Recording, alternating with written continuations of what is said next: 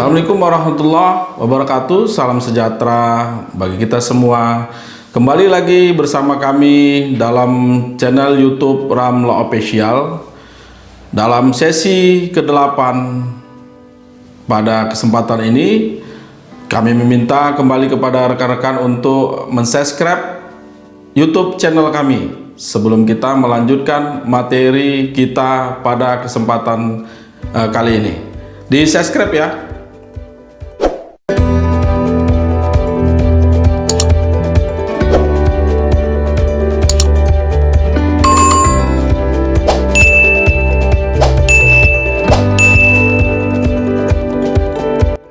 Alhamdulillah, terima kasih kepada seluruh rekan-rekan masyarakat yang setia subscribe YouTube channel kami. Kita akan lanjutkan materi kita kali ini dalam episode ke-8 mengenai justice collaborator. Mari kita ikuti. Apa sih yang dimaksud dengan justice collaborator? Justice collaborator secara umum adalah pelaku tindak pidana yang bukan sebagai pelaku utama yang mengakui perbuatannya dan bersedia mengungkap suatu tindak pidana secara terang-menerang dan membantu penegak hukum untuk mengungkap pidana tersebut secara terang-menerang. Bagaimana posisi justice collaborator dalam suatu kasus? Posisi justice collaborator atau lebih dikenal dengan JC dalam suatu perkara, pertama dia bersedia menjadi saksi. Selain dia pelaku, dia bersedia menjadi saksi. Dan kemudian dia bukanlah suatu pelaku utama dalam suatu peristiwa pidana, dan keterangannya bisa mengungkap secara terang-menerang suatu tindak pidana yang keterangannya tersebut tidak disampaikan oleh saksi atau pelaku lainnya. Kedua, JC ini pastinya dia berkewajiban mengakui segala perbuatan yang dia lakukan dalam suatu peristiwa tindak pidana. Yang ketiga, dari segala kerugian negara akibat perbuatan pidana yang dilakukan, si saksi pelaku JC ini bersedia mengembalikan kerugian negara. Keempat, yang terpenting adalah dalam proses penyidikan, penuntutan maupun persidangan yang bersangkutan kooperatif dan tidak melarikan diri. Inilah 4 posisi yang penting harus dilakukan seorang pelaku tindak pidana yang ingin mendapatkan label gelar JC. Selanjutnya, apa dasar hukum justice collaborator? JC ini bisa kita dapatkan di beberapa peraturan perundang-undangan. Pertama, terlihat di dalam Undang-Undang Perlindungan Saksi dan Korban. Yang kedua, dapat juga kita lihat di PP 99 tahun 2012. Ketiga, bisa kita temukan di SEMA, Surat Edaran Mahkamah Agung tahun 2011, dan peraturan bersama antara Menteri Hukum dan HAM, Jaksa Agung, Kapolri, KPK, dan LPSK tentang perlindungan bagi pelapor, saksi pelapor, dan saksi pelaku yang bekerja sama. Apakah setiap orang yang menjadi justice collaborator akan mendapatkan keringanan dalam hukumannya? Dia akan diberikan beberapa fasilitas-fasilitas yang berbeda dengan pelaku lainnya yang tidak mendapatkan gelar JC. Di antaranya, dia akan dipisahkan dengan pelaku lainnya dalam proses penahanan setiap proses persidangan, seorang JC berkas pemeriksaan perkaranya itu akan dipisahkan dari pelaku lainnya dalam suatu peristiwa tindak pidana.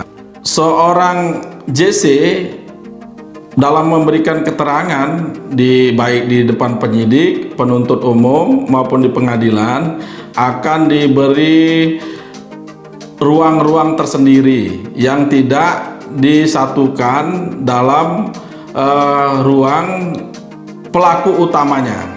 Maka seorang JC ini akan dilindungi keselamatannya dari pelaku utama yang akan diungkap oleh seorang JC. Dari perbuatan 3 hal yang disampaikan oleh seorang JC, maka JC ini mendapatkan beberapa fasilitas, diantaranya mendapatkan keringanan hukuman dalam pemutusan pemidanaan, mendapatkan pembebasan bersyarat, remisi, dan fasilitas-fasilitas narapidana lainnya yang tidak bisa didapatkan oleh seorang narapidana yang tidak mendapatkan gelar JC, terutama kasus perkara tindak pidana korupsi.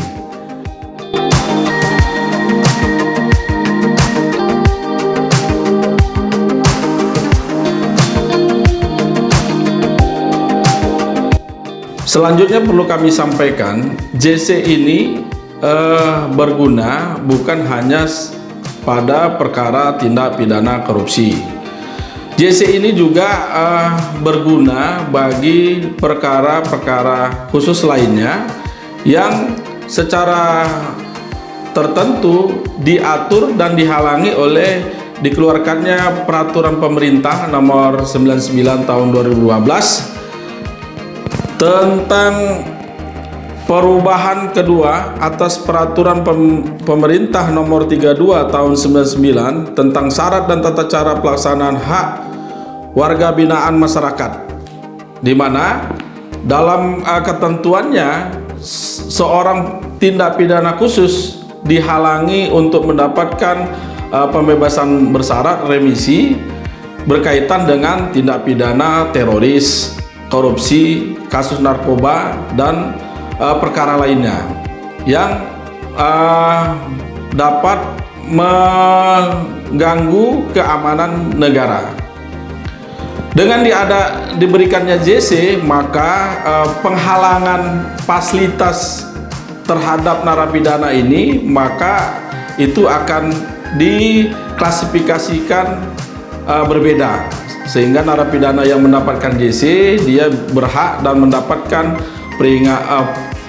pembebasan bersyarat, remisi, dan fasilitas lainnya yang diatur dalam undang-undang.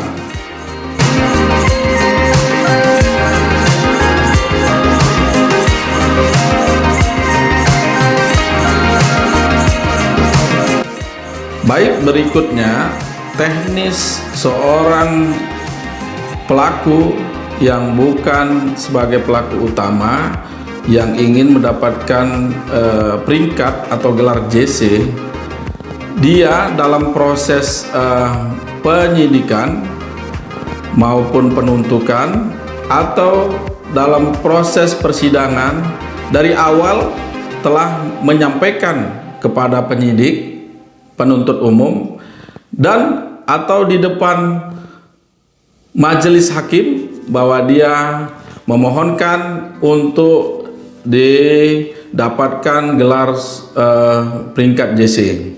Dan oleh karena itu dalam setiap proses penyidikan, penuntutan, dan kesaksian di persidangan, dia diwajibkan menyampaikan seluruh peristiwa pidana tersebut secara detail, secara terang-menerang, sehingga para penyidik tidak lagi kesulitan dan lebih mempermudah untuk mengungkap suatu peristiwa pidana di dalam persidangan. Kira-kira begitu teknis yang harus dilakukan bagi seorang pelaku tindak pidana yang ingin mendapatkan gelar JC. Terima kasih seluruh pemirsa yang setia mengikuti channel Ramlo Official, yang selama ini telah mensubscribe Ramlo Official dan telah like, mengkomen. Kami sekali lagi mengucapkan ribuan terima kasih bagi seluruh pemirsa yang pada kesempatan ini lagi mendapatkan menghadapi peristiwa hukum. Bisa bertanya melalui WhatsApp kami, email, Instagram Ramlo Office. Insya Allah masalah saudara-saudara sekalian akan kita bahas pada episode berikutnya. Sekian dari kami, salam cakrawala hukum.